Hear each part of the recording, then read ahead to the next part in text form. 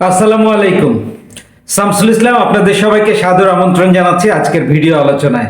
আজ আলোচনা করতে চাই ওমেন্স টি-20 এশিয়া কাপ 2024-এর কথকতা নিয়ে। আপনারা জানেন শ্রীলঙ্কায় নবমবারের মতো এই ACC কর্তৃক আয়োজিত ওমেন্স এশিয়া কাপ ক্রিকেট টুর্নামেন্টের আসর বসছে। 8টা দল, মোট 15টা ম্যাচ, দুটো গ্রুপে বিভক্ত হয়ে রাউন্ড রবিন লিগ পরবর্তীতে নকআউট পদ্ধতিতে খেলবে। আপনারা জানেন যে আগামী অক্টোবরের 3 তারিখ থেকে 20 তারিখ অবধি বাংলাদেশে সিলেট ও ঢাকায় অনুষ্ঠিত হবে ICC ওমেন্স টি-20 ওয়ার্ল্ড কাপের আসর। সো ICC ইভেন্টের ঠিক আগ দিয়ে যেই ফরম্যাটের বিশ্বকাপ থাকে ঠিক সেই ফরম্যাটে ACC আয়োজন করে এশিয়া কাপ, পুরুষদের জন্য এমনকি মেয়েদের জন্যও। আপনি যদি দেখেন যে টি-20 ওয়ার্ল্ড কাপকে সামনে রেখে এশিয়া কাপটাও টি-20 ফরম্যাটেই হচ্ছে। ইদানিংকালে আসলে টি-20 ফরম্যাট কি পুরুষ কি মেয়ে ফ্র্যাঞ্চাইজি লেভেলে সর্বত্রই খুব বেশি হচ্ছে এবং এই ক্রিকেটটাকে আরও পপুলার করে ICC ক্যাশ ইন করতে চাইছে, অনেক বেশি দেশকে ক্রিকেটের সাথে সম্পৃক্ত করতে চাইছে। তো কোন 8টা দল সুযোগ পেয়েছে এশিয়া কাপের খেলার জন্যে?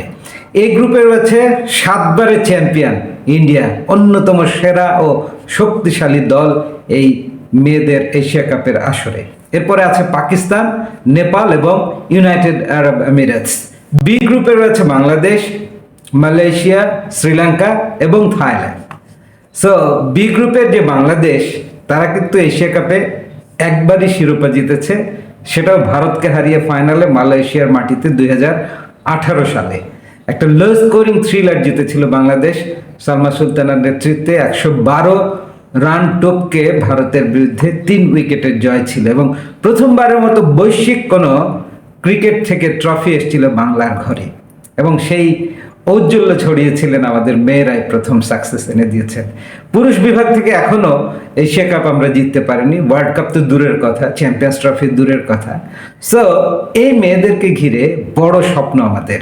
সেই স্বপ্ন নিয়ে নিগার সুলতানা জ্যোতির নেতৃত্বে বাংলাদেশ দল আজ মঙ্গলবার 16 জুলাই 2024 শ্রীলঙ্কার উদ্দেশ্যে মাঠ ছাড়ল। শ্রীলঙ্কায় ডাম্বুলায় খেলাগুলো অনুষ্ঠিত হবে, একই ভেন্যুতে, এক এক দিন এক এক গ্রুপের খেলা। সো 19 জুলাই শুরু হয়ে 28 জুলাই টুর্নামেন্টটা শেষ হবে।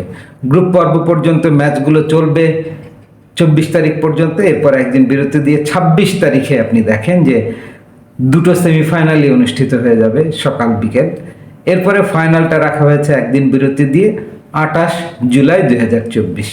সো বাংলাদেশের টার্গেট কি? নিগার সুলতানা জ্যোতিদের টার্গেট হচ্ছে অবশ্যই এই টুর্নামেন্টের ফাইনাল খেলা, সম্ভব হলে শক্তিশালী ভারতকে আরও একবার হারিয়ে শিরোপাটা ছুঁয়ে দেখা, ঘরে নিয়ে আসা শ্রীলঙ্কার মাঠ থেকে। এটা যে অসম্ভব তা কিন্তু নয়। এই তো কিছুদিন আগেও ঘরের মাঠে বাংলাদেশ দল ভারতীয় দলকে 3 ম্যাচের ওয়ানডে সিরিজে একটা হারিয়েছিল, একটাই টাই করেছিল, সিরিজটা ড্র হয়েছিল। তো বাংলাদেশের মেয়েরা গিভেন ডেতে মোমেন্টাম পেলে, ভালো ক্রিকেটটা খেলতে পারলে যে কোনো প্রতিপক্ষকেই রুখে দেওয়া সম্ভব। তারপরও আমি বলবো যে মেয়েদের ক্রিকেটে অস্ট্রেলিয়া, ইংল্যান্ড এবং ইন্ডিয়া, এই 3টা দেশ না অনেক উঁচুতে অবস্থান করে। ঠিক এর পরে West Indies, south Africa, Pakistan কিংবা শ্রীলঙ্কা, এদের অবস্থান, এমনকি বাংলাদেশেরও অবস্থান। বাংলাদেশ, পাকিস্তান, শ্রীলঙ্কা এই দলগুলো না খুব কাছাকাছি মানের। গিভেন ডেতে এই দলগুলোর যে কাউকে যে কেউ হারিয়ে দিতে পারে। বাংলাদেশের ম্যাচগুলো কবে একটু জেনে রাখা ভালো। বাংলাদেশের প্রথম ম্যাচ 20 তারিখ শ্রীলঙ্কার বিরুদ্ধে, টাইট ম্যাচ। ওই ম্যাচটা জয়ে শুরু করতে পারলে আমার মনে হয় রাস্তা আগামীতে মসৃণ হয়ে যাবে। থাইল্যান্ডের বিরুদ্ধে 22 জুলাই এবং 24 জুলাই গ্রুপ পর্বের শেষ ম্যাচ মালয়েশিয়ার বিরুদ্ধে। থাইল্যান্ড মালয়েশিয়াকে নিয়ে খুব বেশি চিন্তা না করলেও শ্রীলঙ্কাকে নিয়ে কিন্তু ভাবতেই হবে। চামারি আতাপাতু অধিনায়ক, লেফট হ্যান্ডেড ব্যাটার কাম স্লো মিডিয়াম বোলার, খুবই বিশ্বমানের একজন তুখোড় খেলোয়াড়। সো চামারি আতাপাতুর বিরুদ্ধে লড়াই করতে হবে। বাংলাদেশ দলের 15 মেম্বার্স স্কোয়াডে যারা আছেন, নিগার সুলতানা জ্যোতি অধিনায়ক, wicket keeper batter, Nahida Akter vice captain, Rumana Ahmed, Dilara Akter wicket keeper batter, Marufa Akter, Sorna Akter, Jahanara Alam অনেকদিন বাদে সুযোগ পেলেন আবারও এই পেসার, রাবেয়া হায়দার, রাবেয়া খান, মুর্শিদা খাতুন, শরীফা খাতুন, সুলতানা খাতুন, ঋতু মনি, সাবিকুন নাহার এবং ইসমা তানজিম। 2004 সালে শুরু হয়েছিল এশিয়া কাপ। শুরুর দিকে বেশ কয়েকটা আসর টানা 50 ওভার্স ওডিআই ফরম্যাটে হলো, পরবর্তীতে বেশ কিছু আসর টি-20 ফরম্যাটে হয়েছে। 2020 সালের এশিয়া কাপটা হতে পারেনি ডিউ টু কোভিড, আপনারা জানেন। সো আগে বলেছি এটা নবম আসর, এর আগের 8টি আসরে সর্বাধিক সাকসেস স্টোরি ইন্ডিয়ার, মাইটি ইন্ডিয়া 7বারের চ্যাম্পিয়ন এবং বাংলাদেশ 1বার চ্যাম্পিয়ন। পাকিস্তান কিংবা শ্রীলঙ্কা এখনো এশিয়া কাপ মেয়েদের আসরে চ্যাম্পিয়ন হতে পারেনি। সো নিগার সুলতানা জ্যোতিদের দলের জন্য আমাদের অফুরন্ত শুভকামনা, শুভাশিস, এবং আমরা বিশ্বাস করি যে নিজেদের সামর্থ্য অনুযায়ী সেরা ক্রিকেটটা খেলতে পারলে ফাইনালে যাওয়া সম্ভব।